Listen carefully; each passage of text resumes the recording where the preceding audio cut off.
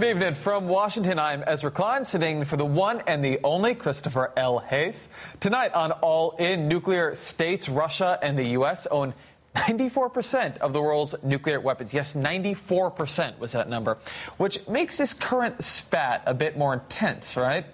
Also tonight, the fight over Obamacare takes a recess. The summer of the angry anti-Obamacare town hall is back.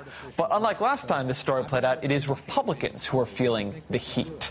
Plus, why the federal government needs to rethink the science around medical marijuana. All that is ahead. But tonight, we begin with the U.S. and Russia relations in a downward and dangerous spiral. Today, White House spokesperson Jay Carney spent most of his daily briefing fielding questions about Russia.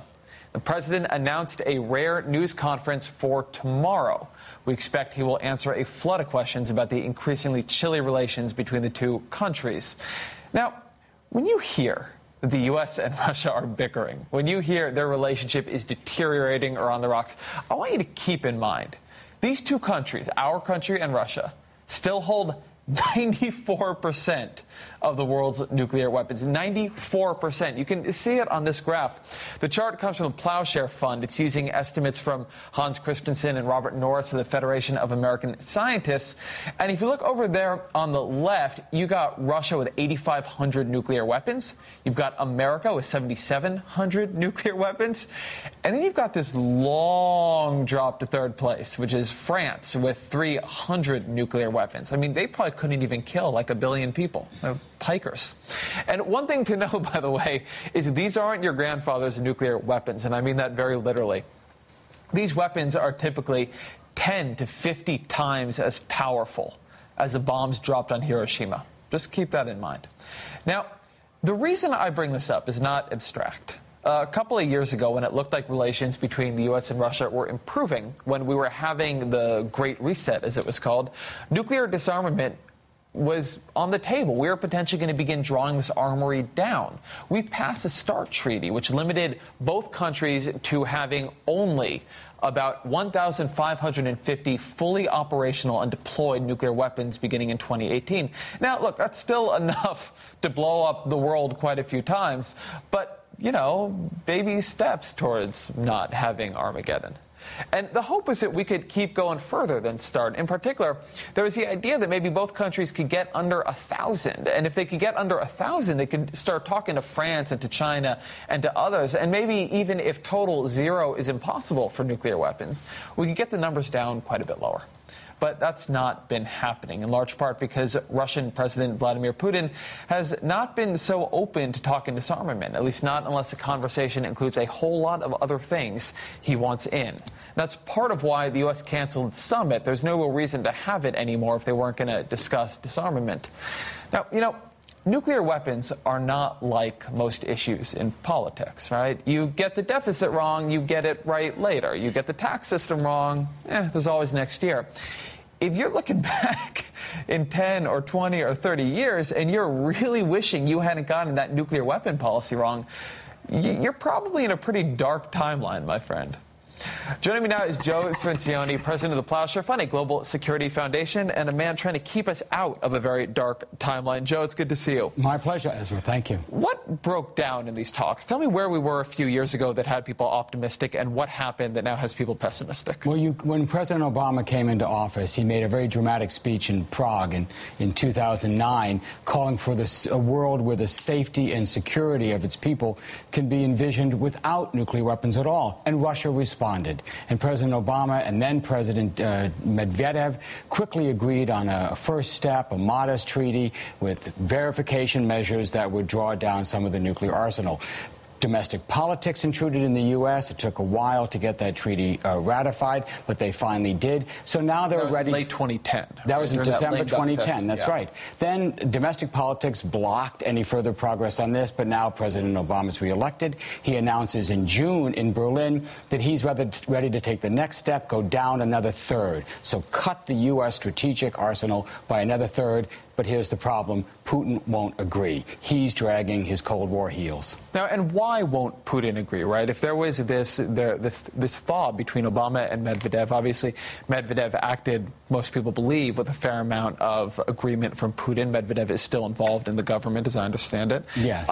So what has happened that has changed the relationship there on this particular issue? So basically, Putin, as the president said just the other day on The Tonight Show, is still trapped in this Cold War logic. He sees these weapons as bargaining chips, and he has a whole lot of other issues he wants to bargain with the United States on: conventional forces in Europe, precision strike weapons, other issues that he's sort of hanging on this nuclear complex, and he refuses to take that next step. And he's got his own missile bureaucracy, the military-industrial complex in Russia, that wants to keep building these systems. Money's there to be made. They don't want the president to cut. Now, as I understand it, Russia actually has gone much further down on sort of having these strategic, operational, fully operational, deployed nuclear weapons out there. We're around, I think it's 1,800 or 1,600 now, and they're down at 1,400 or 1,300. Right. And we could, and they're expected to fall down much lower over the next decade. Right. Now, Their we could weapons just are follow. aging. We don't actually need Russia to begin to disarm our own nuclear arsenal. And here's the trap that the president himself is in. He's trapped by his own Cold War bureaucracy,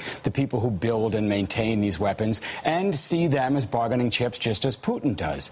So the U.S. has about 1,600 strategic nuclear weapons. We're going to go down to about 1,550. Russia's already below that, and they're dropping because their weapons are aging faster than they can replace them. We could just follow them down. We don't need 1,550 weapons. The Joint Chiefs agreed 2 years ago that we could carry out all our military missions with about the number the president's suggesting, about 1,000. But the president is hesitant to take that step independently. He wants to still see if he can bring Russia along. In effect, he's giving Russia a veto over our posture, what kind of weapons we deploy, how much money we spend on these, and that money is quite a bit. We're spending about $55 billion every year on nuclear weapons and related programs. So these things aren't cheap. And they've been exempted from sequestration as well. Now, Yeah. when you say that the Joint Chiefs have said to the president they can do the missions they need to do with 1,000 fully operational deployed nuclear weapons, I don't understand exactly what that means. What do we need? What is the argument being made that we need 1,000 versus 700 versus 100 versus 10? Right. Or versus, for that matter, 1,500 or 2,000? So let's start the other way around. Let's think, what would you do with one nuclear weapon? 68 years ago, we dropped 2 on Japan. We haven't used one since. All the wars, all the conflicts, all the crises, neither we nor anyone else has ever felt the need to use even one nuclear weapon again. Why is that? They're militarily useless. They don't actually accomplish much, and we, the United States, have a conventional military that can accomplish any mission. But maybe I'm wrong. Maybe you need 10 or 50 or 500. We have 5,000 in our arsenal. So the Joint Chiefs understand that you don't need this to combat terrorism. You don't need this to stare down Iran or North Korea. You could drop down to 1,000 and still carry out the military missions. But even that number is still based on a Cold War strategic doctrine that requires us to target hundreds of targets in Russia with 1, maybe 2 nuclear weapons. Get rid of that targeting plan, you get rid of the military missions, you could go down to a few hundred easily. And given the political boundaries on this discussion, why should people at home care if we have 1,200 versus 800? What's the difference between these huge numbers of nuclear weapons? People don't wake up thinking about nuclear weapons. Why would you? You think that this is all left in the Cold War, or there are plans in place to keep them secure. But here's the reality. Right now, the United States has 1,000 hydrogen bombs on missiles ready to launch in 15 minutes. 1,000 hydrogen bombs. The really bad news, so does Russia. And you do not want either the United States or Russia making a mistake. As safe and as secure as these things appear, accidents happen. Planes crash. Space shuttles explode. Fingers slip. Leaders miscalculate. And one mistake with one of these nuclear weapons could be a disaster beyond history. You do not want to leave these things lying around in the state they're in. You want to get them down to as few as possible in as de-alerted a posture as possible. That's why the U.S.-Russia relationship still matters. Joseph Cirincione from the Plowshare Fund, thank you very much for being here tonight. Thank you, Ezra. Summertime, after the nuclear weapons, summertime means blockbuster movies, barbecues, vacations, and congressional town halls with angry constituents yelling at their elected officials about Obamacare. Again, that is coming up.